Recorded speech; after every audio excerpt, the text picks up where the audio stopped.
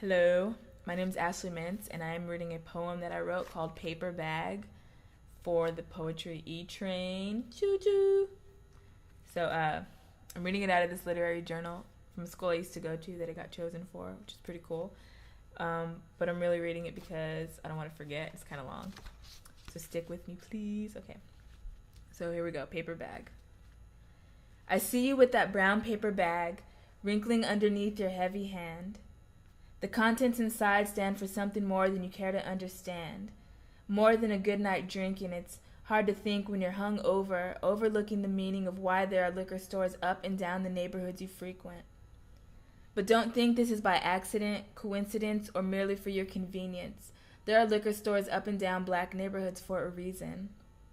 Maybe to make sure you stay too drunk to put up a fight, should you ever decide you might want to change your life, they up the quantity but keep down the price, perhaps to keep you down alike. The accessibility means less stability. It means higher chances of drunk driving and violence that will leave you in and out of jail or forever silenced. It means humiliation. People laugh as they pass as you converse with yourself and curse at yourself. It seems to bring out the worst in yourself and the men who give you money as you stand open hand on the side of the street. They're driving BMWs and SUVs, giving you nickels and dimes to help get you off the streets, but not like you think. More like off the streets and into the doorway of some abandoned building where you can drink yourself to sleep. It's hard to think it could get that deep. It's hard to make sense of it when their dollars and cents always seem to add up to exact change for a bottle and maybe some mouth rinse to swallow to hide the evidence and convince future passersby that you'll use their donations to better your situations, but they don't need convincing. They won't listen because whether they realize it or not, they are part of the system, but perhaps you assist them. Because the chains they placed around the hands and feet of those before us only get tighter the longer you remain not a fighter but a victim.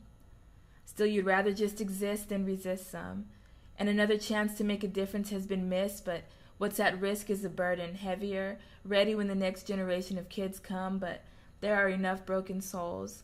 Old men who have lost hope wandering the streets, and not enough young black men filling up seats in universities or the mouths of their families. They become like ghosts, following in the footsteps of the fathers they may or may not know. And I know certain circumstances have been handed down, but you could use those same hands that you hold out for a handout to help build a future where we can look ahead instead of down, because we can't afford to be any emptier now. It feels like we're moving ahead too slow or making our way back to the past too fast, and either way the aftermath leaves us still without. And the route we choose to take every second, minute, and counting is molding what our future holds, and paper bags eventually give way to the weight of the bottles you keep downing. After one use, the holes and tears begin to show, so there's no more use for those.